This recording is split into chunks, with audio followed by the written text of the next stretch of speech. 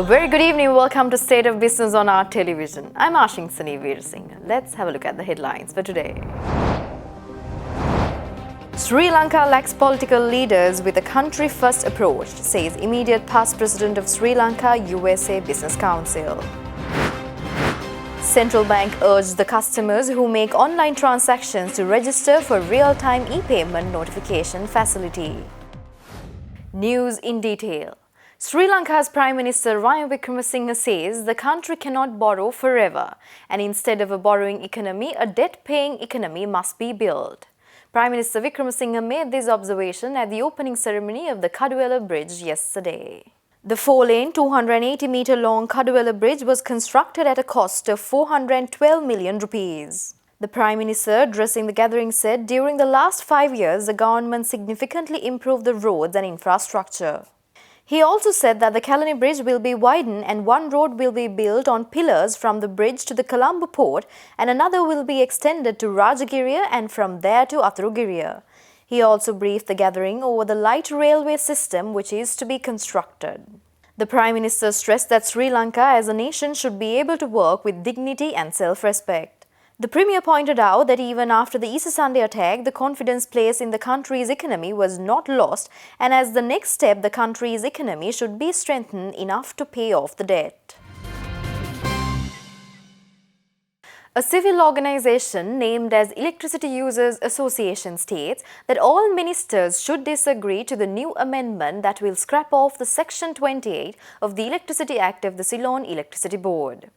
The Electricity Users Association brought forward this suggestion at a media briefing held yesterday in Colombo to address the misuse of electricity consumer deposits of over 20 billion rupees. The members of the Electricity Users Association claim that according to the subsection 3 of the Section 28 of the Electricity Act, the Ceylon Electricity Board and Lanka Electricity Company Private Limited have to pay an interest for the security deposit of the consumer, and the interest to be paid to the consumer is determined by the Public Utilities Commission of Sri Lanka, and the Commission has already announced the interest rate for the year 2018. The association claims that, however, the CEB or LECO had not paid single cent as interest to the consumers for the past 10 years. The association went on to say that the CEB takes 0.5 billion rupees per year as security deposits from the consumers, and to date, the deposits account for 15 billion rupees at CEB, and it is learned that 8 billion rupees has to be paid as the interest for the consumers. This means CEB has 23 billion rupees that belong to consumers.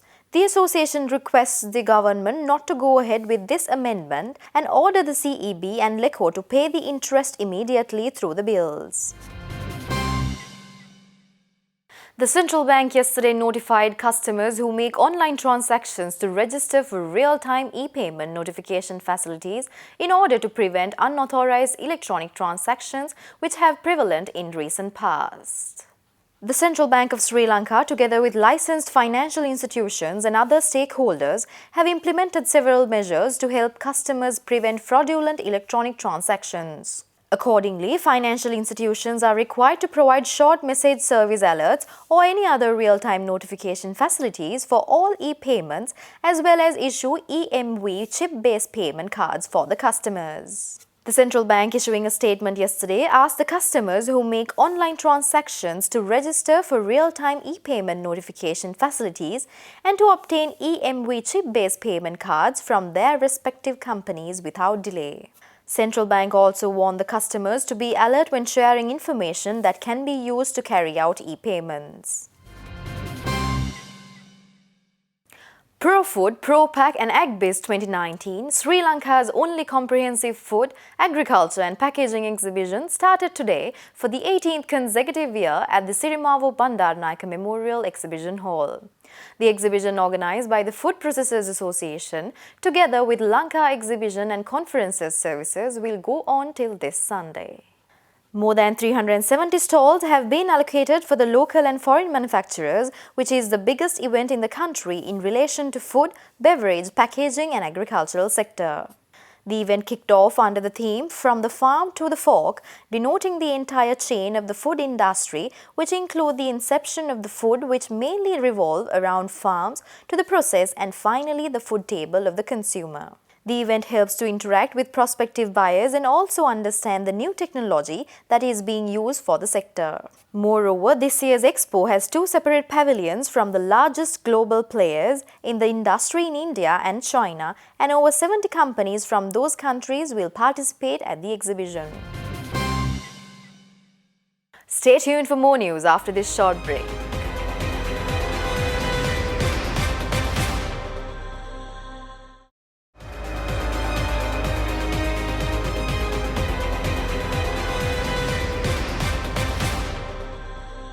Welcome back after the break.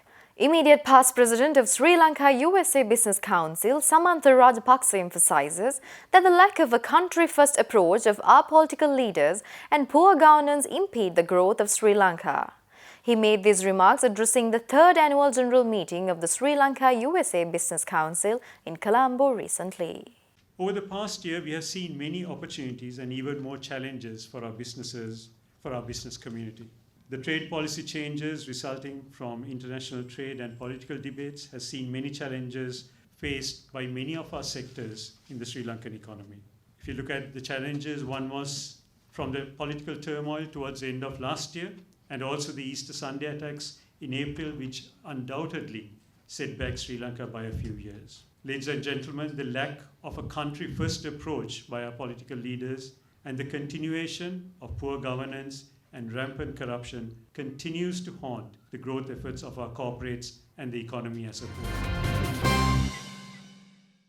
Executing a new initiative on redevelopment projects in Sri Lanka, the first phase of Slave Island redevelopment project, Metro Homes, was inaugurated yesterday and handed over to the beneficiaries by the Prime Minister Ranil Wickremesinghe. Well-built houses with all modern amenities were handed over to around 626 families and fully developed commercial spaces to around 114 shop owners. The investment made is around 7,000 million rupees completed by Tata Housing, which has ensured rehousing of the existing community in a residential complex with improved infrastructure. Tata is a well-known global enterprise with annual revenue of more than $100 billion and operating in more than 100 countries across the globe, and they have presence in Sri Lanka since 1961 in several avenues like transport, communications, hospitality, etc. Prime Minister Ranil Wickremesinghe thanked the Government of India for the development partnership assistance over the years and mentioned that he is looking forward to further strengthening the connectivity and people-to-people ties between both the countries. In his inaugural speech, High Commissioner of India to Sri Lanka, Taranjit Singh Sandhu, pointed out that this venture is yet another manifestation of the confidence that Indian firms have in the Sri Lankan economy. And he also stressed that India and Sri Lanka are going through a phase of rapid urbanization, and there is a need to ensure smart development of the cities with due emphasis on inclusivity and sustainability. Meanwhile, Minister of Megapolis and Western Development Partli Champika Ranawaka, Minister of Power, Energy and Business Development Ravi Karunanayaka, Managing Director and Chief Executive Officer of Tata Housing Sanjay Dutt and other dignitaries were also present at the event. The Sri Lanka Maldives Business Council of the Ceylon Chamber of Commerce organized a trade and investment promotion mission to Maldives last month to facilitate establishing and further expanding business linkages with potential partners in Maldives. Accordingly, the Council also participated at FHAM, the premier international hospitality trade fair held in Maldives. The delegation involved 10 leading organizations such as Kelani Cables plc, Eastern Allied Private Limited, Puritas Private Limited, Ocean Trade Logistics Private Limited, International Construction Consortium, Pirekma Private Limited, Vihanga Structures Private Limited, Spielberg Holdings Private Limited, Marine Transport Services Private Limited, and the Ceylon Chamber of Commerce. Meanwhile, some of the ministries and other important organizations in Maldives that the delegation met are Ministry of Economic Development, Ministry of Civil Aviation, Ministry of National Planning and Infrastructure, Maldives National Chamber of Commerce and Industry, and Maldives Association of Construction Industry. The delegates were able to know many changes with regard to new laws, the new opportunities, potential markets in Maldives, and the Sri Lanka Maldives Business Council believes that this visit will definitely strengthen the trade ties between Sri Lanka and Maldives, as well as immensely assist in establishing potential business contacts and promote bilateral business between both countries. We now have a subject expert at the First Capital Holdings bringing you a review on the stock performances for the past week with a stock forecast for the coming week.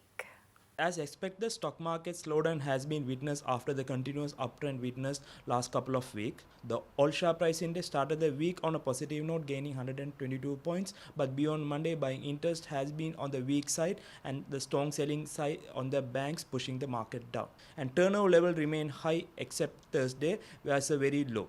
And heavy selling pressure was noted on diversified holding and banking sector shares, pushing the index lower. And foreign participation was moderate during the week and with a net foreign outflow. We expect the market activity to continue to remain weak as the investor expect the June quarter earnings to be relatively weak with the Easter Sunday attacks. And selective buying interest may be continue in the telco and export-led counters where the earnings are unlikely to be affected. And foreign interest is likely to be low levels, while the overall market activity is also expected to be weak with a low retail participation. We'll be back after a short break.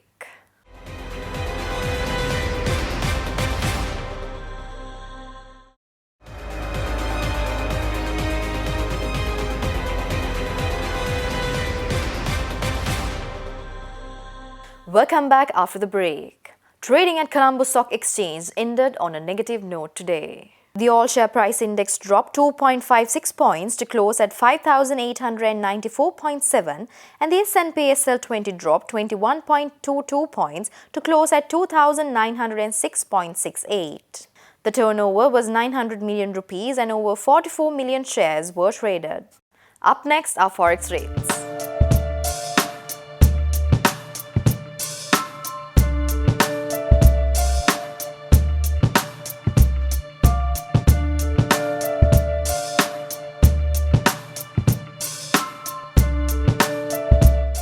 That's all the news for today. Join us tomorrow on Biz Roundup. Until then, take care. Good night.